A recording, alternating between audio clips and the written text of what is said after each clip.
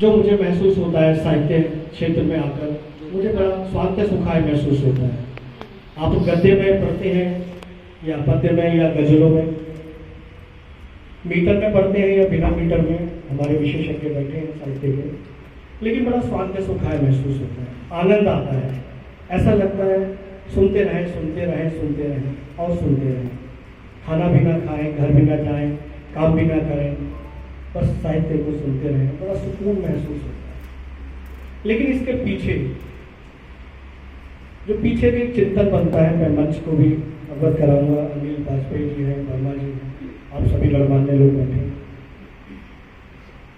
साहित्य वो विधा है जिसके माध्यम से हम समाज को बदलाव ला सकते हैं। साहित्य हमारा आईना है जो हमें दिखाता है कि हमारी आसपास की त्रुटियां क्या है और वैभव क्या है।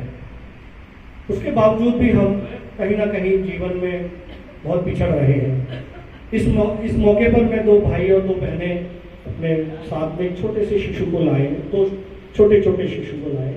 उन्हें बहुत साधुवाद देता हूँ कि वो अपने बच्चों को लाए, और वो लाए हैं तो कम से कम यहाँ की जो गतिविधियाँ हो रही हैं, ताली बजा रहे हैं, साहित्यिक माहौल है, एक ये कहें कि मनोरंजन का माहौल है, तो उनके कान में कहीं ना कहीं कुछ ऐसा बीत जाएगा, वो याद रखेंगे साल 2 साल बाद। वो वैसे भी याद रखेंगे क्योंकि वो असलम बेताब साहब की फैमिली है, ताकि उन्हें एहसास होगा कि कुछ सीख जा रहे।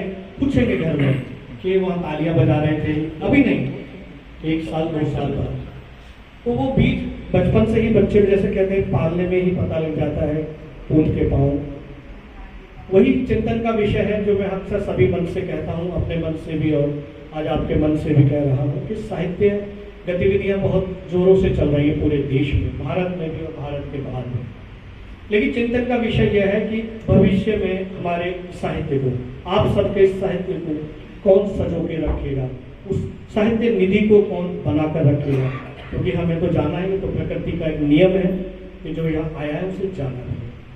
मैं बहुत ही अच्छा ईमानदार साहित्य प्रेमी हूँ, साहित्य श्रोता हूँ, सभी जानते हैं, लेकिन इस विषय पर कोई चिंतन नहीं करता कि एक साहित्यकार के बाद जब हम 10 किताबें 20 किताबें और अधिक किताबें लिखते हैं, साहित्य का हम गणन करते हैं, हमारे बाद उस साहित्य को कौन देखेगा? हमारे बच्चे, हम अपने बच्चों को विदेशों में पढ़ाते हैं, नरेश जी, प्रमोद जी, हम अपने बच्चों को तो विदेशों में पढ़ाते हैं, लेकिन साहित्य की ABCD भी नहीं बताते।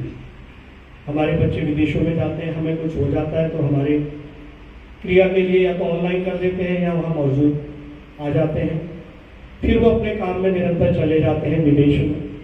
वहाँ जाकर फिर दिवाली आती है, हमारे भारतीय त्यौहार आता है, फिर दिवाली पर घर पे आते हैं, साफ सफाई करते हैं, फिर जो हमारी साहित्यिक गतिविधियाँ हैं, जो हमारी पुस्तकें हैं, वो साफ सूफ करके संभाल के टांग पे रख जाते हैं, फिर वो अपने गंतव्य पे चले जाते हैं, अपना काम करते हैं। फिर अगली बार फिर दिवाली आती है तो फिर वो आते हैं घर को बेचने के लिए कि अब क्या करेंगे इंडिया जाके, माता पिता तो नहीं रहे,